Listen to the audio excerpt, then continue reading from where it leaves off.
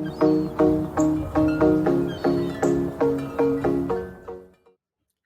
friends. Oh my gosh, episode 46. Welcome back.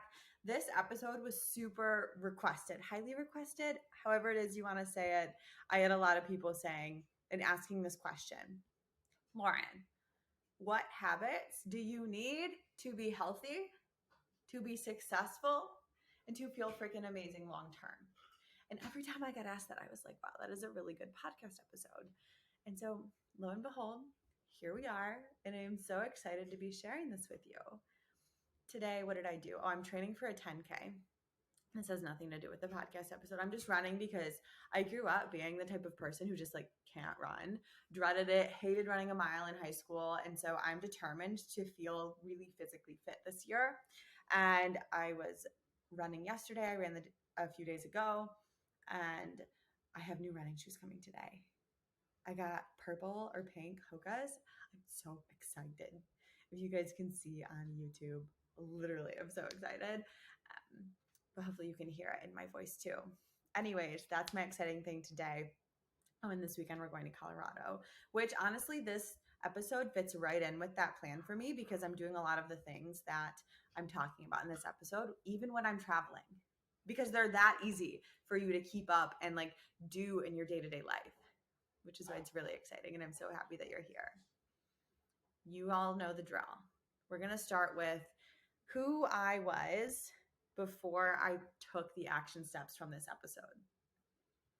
Old Lauren, the one who was really, really struggling. I've always been a high achieving woman.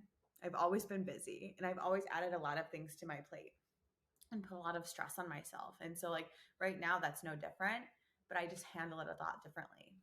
And in the past, I would go through phases of being healthy. I would lose the same 20 pounds like 4 times. I was always trying to get skinnier. Like, what about getting where you want to be and being able to keep it? Like, that would be so much less effort. But 3 times back to back, I lost 20 pounds. And it felt like the minute that I hit that 20-pound down mark, I would have nonstop food thoughts. And I would just feel so uncomfortable in my own skin. I loved what I looked like in photos, but it felt like, oh, when I'm dieting, I can't go out to eat, or I can't have these cookies, or I can't go party or do the things that like 21-year-old Lauren really wanted to do. And I felt like in order to look good, I had to not eat because that's how I felt skinny. And both times I lost 20 pounds. The day that I hit 20 pounds down was honestly like a nightmare. I felt so much guilt. I felt so much shame because I would do things like eat peanut butter and not weigh it out. And that led to eating like a whole cup at a time.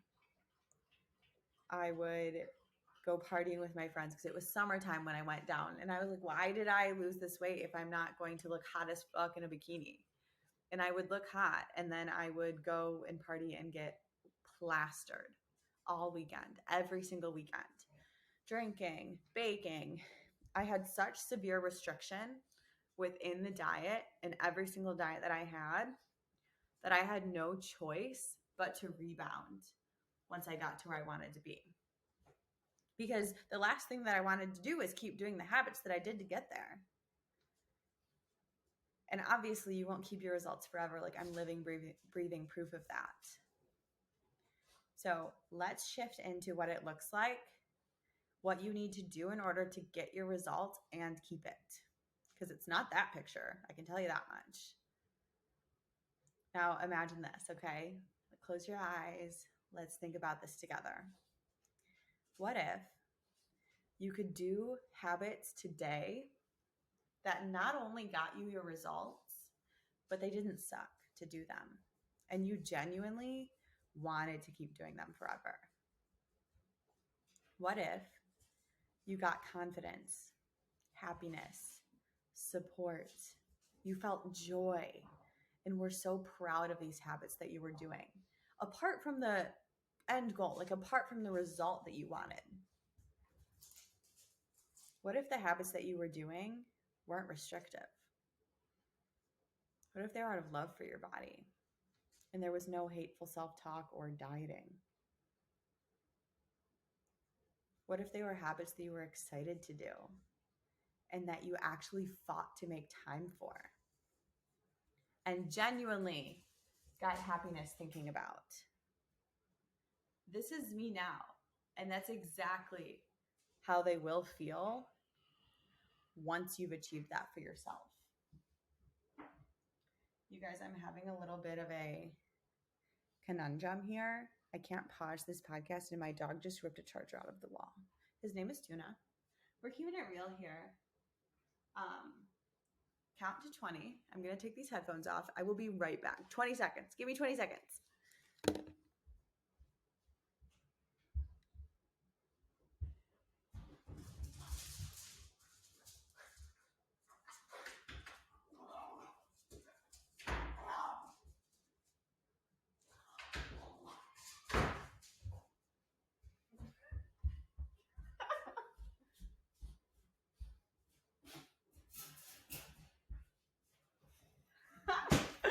Oh my gosh, you guys.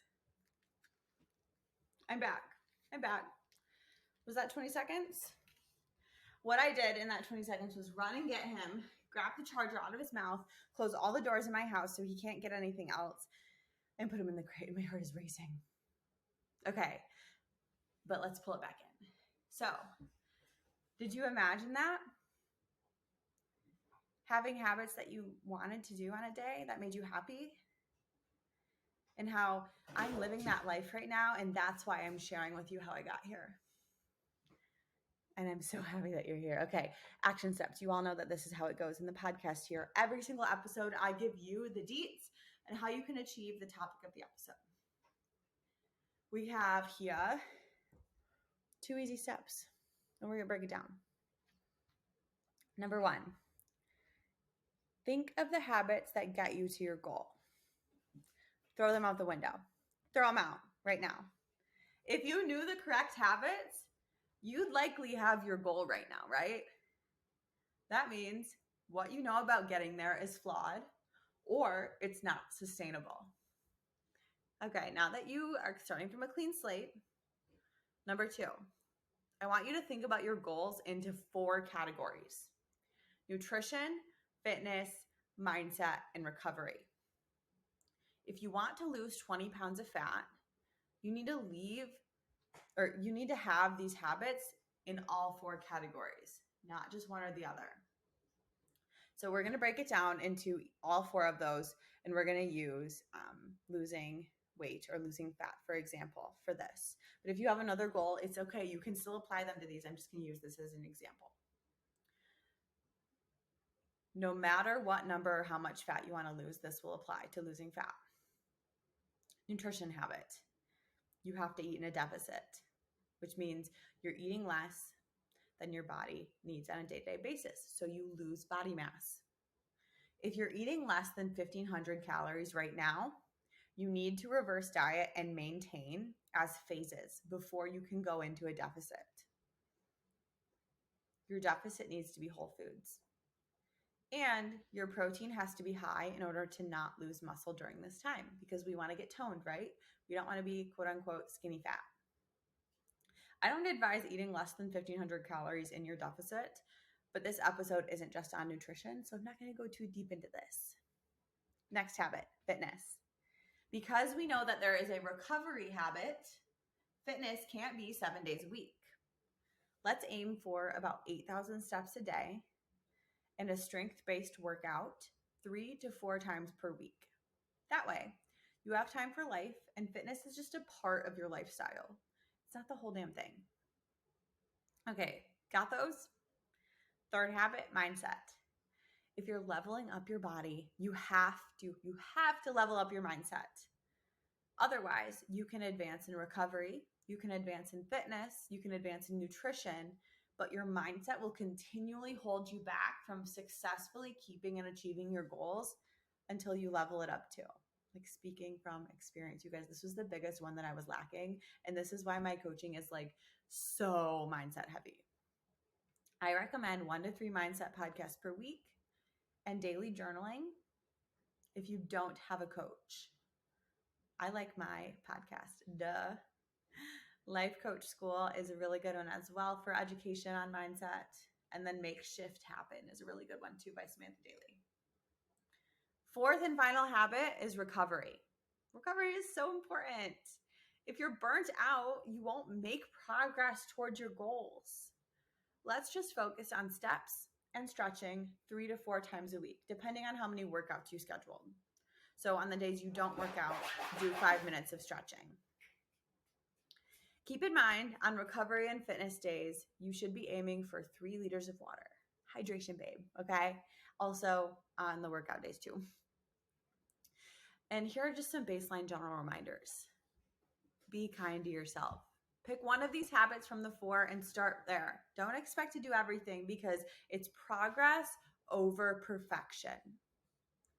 Don't beat yourself up if one day or 1 week you don't get any habits. It's a journey, not a road trip with a destination. Even if you hit your fitness goal of losing the weight, you have to keep up these habits. They're lifestyle habits, not goal habits. The only thing that changes once you hit that fat loss goal is that you're eating more food and doing less cardio if you added any in. This is where a lot of people go wrong. They completely change their diet.